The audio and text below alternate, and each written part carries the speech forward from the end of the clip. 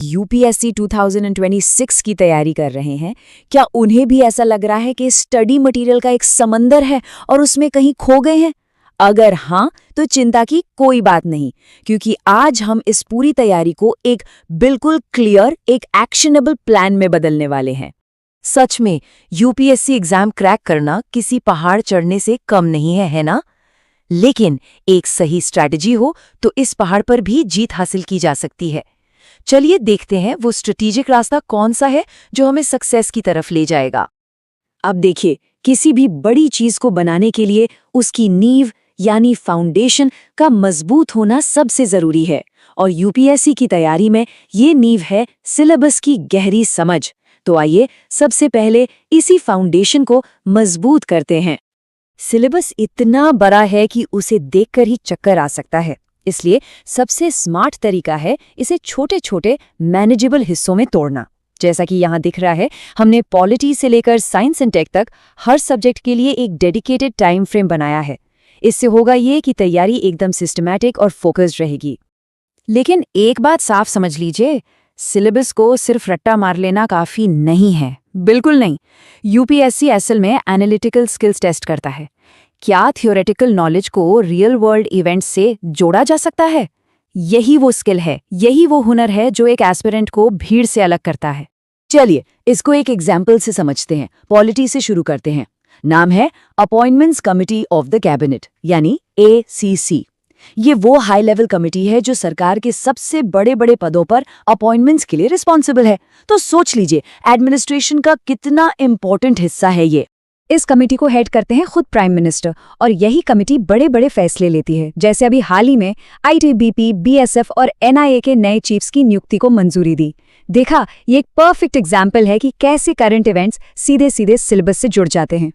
अच्छा, अब आते हैं इकोनॉमी पर। कभी सोचा है कि वक्त के साथ चीजों के दाम क्यों बदल जाते हैं? बस यहीं पर काम आता है कंज्यूमर प्राइस इंडेक्स, यानी CPI।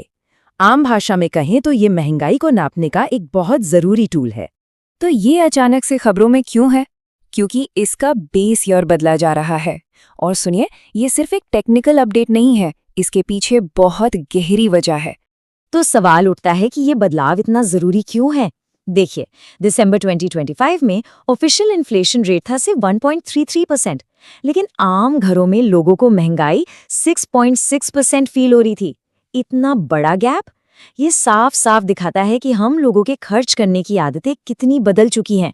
और बस यही वो अनएनालिटिकल पॉइंट है जिसे पकड़ना है। अब इस नंबर पे गौर कीजिए, 28.4 करोड़। ये सिर्फ एक आंकड़ा नहीं है, इसके पीछे एक बहुत बड़ी कहानी छिपी है। 28 करोड़ ये उन वर्कर्स की संख्या है जो रोज $3 से भी कम कमाते हैं। इंटरनेशनल लेबर ऑर्गेनाइजेशन यानी ILO की ये रिपोर्ट हमें याद दिलाती है कि भले ही अनएम्प्लॉयमेंट के आंकड़े अच्छे दिख रहे हों, लेकिन उनके पीछे अक्सर एक गहरी और कॉम्प्लिकेटेड सच्चाई छिपी होती है।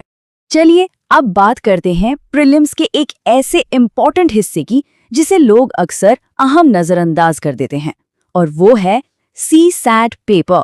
CSAT को सिर्फ एक क्वालिफाइंग पेपर समझने की गलती मत करना। ये असल में मेंस एग्जाम का गेट कीपर है। इसको हल्के में लेने का मतलब है मेंस के दरवाजे तक पहुंचकर वापस लौट आना। तो फिर CSAT में मास्टरी कैसे हासिल की जाए? एक स्ट्रक्चर्ड प्रोग्राम के जरिए, जिसमें पिछले 10 साल के क्वेश्चंस को डीकोड किया जाए, फुल लेंथ और सेक्शनल टेस्ट्स हों, और रीडिंग कॉम्प्रिहेंशन पर खास फोकस हो। ऐसी ही स्ट्रैटेजी से इस गेट कीपर को पार किया जा सकता है। अच्छा, तो अब हम इस पूरे ब्लूप्रिंट के आखिरी और सबसे जरूरी मोटिवेशनल हिस्से पर आते हैं। क्योंकि देखिए, सक्सेस के लिए डिसिप्लिन और कमिटमेंट, इनके बिना काम नहीं चलता। कामयाबी सिर्फ एक प्लान नहीं है, ये एक कमिटमेंट है, खुद से किया गया एक वादा। ये वो वादे हैं जो हर एस्पिरेंट को खुद से करने होंगे, टाइम टेबल को डिसिप्लिन से फॉलो करने से लेकर हर एक टेस्ट को एनालाइज करने तक, क्योंकि यहीं पर इन्हीं छोटे छोटे कदमों से सपने हकीकत बनते हैं। और आखिर में सब कुछ इस एक वादे पर आकर टिक जाता है, मैं डिसिप्लिन के साथ टाइम टेबल फॉलो करूंगा। No delays, no excuses.